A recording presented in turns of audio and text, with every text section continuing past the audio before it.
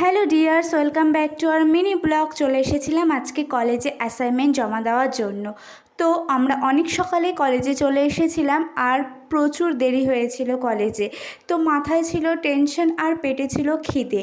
না খেয়ে যেহেতু বাড়ি থেকে বেরিয়ে গেছিলাম, সেই জন্য আমরা কলেজে বসে ডিসাইড করে নিয়েছিলাম যে কলেজ থেকে বেরিয়ে সোজা চলে যাব কোনো রেস্টুরেন্টে।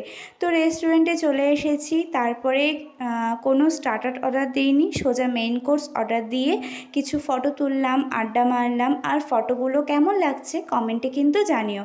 তো দুই বান্ধবীর জন্য দুটো থালি অর্ডার দিয়েছিলাম, আর থালিগুলোর এক একটা পার হেড পড়েছিল 220।